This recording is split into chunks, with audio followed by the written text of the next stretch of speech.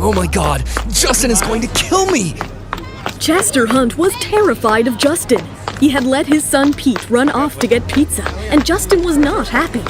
When Chester finally found Justin and Pete, he stopped in his tracks, shocked.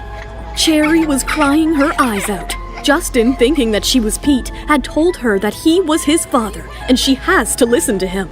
Pete, stop crying. Everybody is looking at us. You're causing a scene. Are you really my daddy? Yes, Pete. Justin couldn't understand why his usually vapid and quiet son was suddenly animated and bawling like a toddler. He was completely oblivious to Cherry's emotions. Ever since she was little, she had yearned for her father. And now that Justin had appeared before her, she couldn't help but cry. Daddy, please don't go anywhere. Let's have dinner together. All right. Just stop crying. Justin agreed to Cherry's request, and Chester joined in too. The two brothers looked at Cherry in surprise as she talked rampantly and devoured the food in front of her. Has Pete got a personality transplant? Yes. Let's go meet Mommy now. What are you saying, Pete? Your mommy isn't here. What do you mean? She's right there. Cherry pointed to the table far behind her, where Nora was seated with Pete. Justin's glance moved towards Nora's face. He noticed the child in front of her, but since he had his back towards Justin, he didn't know it was Pete. Justin was automatically annoyed. Pete, that's not your mother. She is. That's my mommy. If you don't recognize my mommy, you're not my father. Pete, what is this behavior? That woman is not your mother. Say, did you come down here with her? Of course. Who else would I come with? Cherry gave Justin a puzzled look. Justin was now 100% convinced that Nora wanted to get close to him through Pete. Pete, you are not to see her again. You should not indulge women, especially the pretty ones. But imagine how good you would look together, Daddy. Let's leave, Pete. None of Justin's words made sense to Cherry. Meanwhile, at the other table, Nora was just as puzzled as Justin at her daughter's behavior. Cherry was always jabbering, but this evening she seemed quiet and somber.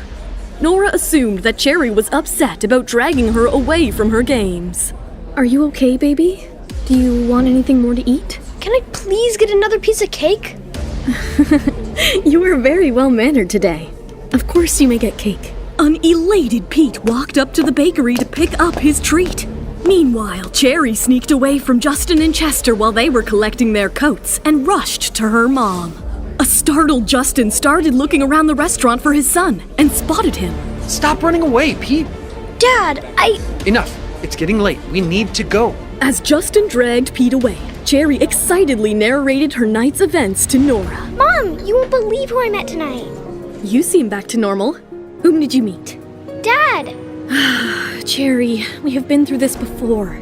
You do not have a dad. But Mom... Nora didn't pay any heed to any of Cherry's claims. She was used to Cherry asking for her father and brother now and then.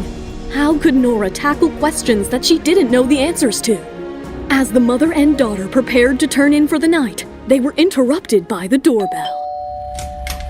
You are Miss Nora Smith, aren't you? Yes. Who are you? I am Chester Hunt, Justin's brother. We would like you to move out of this presidential suite. What? Why should I move out of this suite that I paid a handsome price for? Miss Smith, there is no need to get angry. As you might know, we Hunts own this hotel, and we will reimburse you with double of whatever you have paid. Are you trying to buy me off? After the events at the restaurant that evening, Justin sent his brother Chester to persuade Nora out of the presidential suite next to his. I am trying to cut you some slack here, Miss Smith. You need to cooperate with me, or I would have to send in the security. How can you expect me to just move out without any explanation? And that too, at this hour of the night? Miss Smith, we are only asking you to move out of the presidential suite. As for the reason why, my brother simply doesn't want you near his son. He knows that you are trying to seduce him.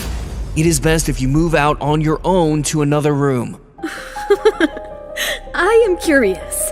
How have I tried to seduce him? For starters, you spent a ton of money to stay right next to him so that you could take advantage of the proximity. You've managed to get close to Pete, but he's a child. We are not that stupid. We've looked into you. Your fiancé broke off your engagement, and you were unmarried when you gave birth. What makes a woman like you think you're worthy of my brother? Whoa, whoa, whoa! You seem to know a lot about me. So tell me, who is worthy to stay here then? Of course, it is reserved for special guests like Dr. Athena, who will be moving here once you leave. Surprised to hear her pseudonym, Nora quickly realized that Justin was keeping tabs on her and cut short her conversation with Chester. All right then, send someone to help us with the switch. Nora, Cherry, and Cherry's nanny, Mrs. Lewis, moved to a room on the floor beneath. Once the coast was clear, Nora made a quick call to her hacker friend, Solo. Solo, is Justin aware of my location? Yes, he has also managed to get your picture. What? Worry not. It's a picture that was taken during one of your surgeries, so only your eyes are visible. Phew, that was close. Do whatever you need to protect my identity. Tighten the security. On it. It was a close call for Nora, as Justin's team had narrowed down on her precise location. However, Solo took her off the grid in time. Justin was annoyed to learn that Athena had escaped him once again. Meanwhile, Anthony was back at the hotel to meet Nora. But this time, he had an elaborate plan. Dwarf, everything has to be perfect for tonight. I want to sweep her off her feet. So don't screw this up. Yes, sir. While Anthony worked vehemently to make sure that everything was right, he was unaware of being followed by Angela, who grew suspicious of him when he started avoiding her in the last few days. Oh my god, he was just planning to propose to me. I can't believe I misunderstood him. He really does love me. Little did Angela know that Anthony was planning to propose to Nora, and that he had called his friends to witness the event too. Unsuspecting and excited, Angela turned to leave. As she left the hotel bar, she saw Nora at the reception and decided to mess with her. Well, well, well, look who it is. You again? Which rich guy are you planning to seduce today? You must have forgotten the slap that I gave you. Need I remind you again of how it feels? Shut it, Nora! Nora walked past Angela, ignoring her. An irked Angela wanted to teach Nora a lesson, so she used the weapon that she knew would bring Nora down. I know where your son is. If you want him, come to the bar tonight at 8 p.m. Hearing this, Nora stopped in her tracks. She was livid. You better not be joking. So, you are coming. I will be there. This better not be a game. You are in for a surprise, sis. Angela, who thought that the party was for her, planned to humiliate Nora and gloat in front of all her friends. What transpires at the party? Does Anthony discover Nora's true identity? Hi, Nora here.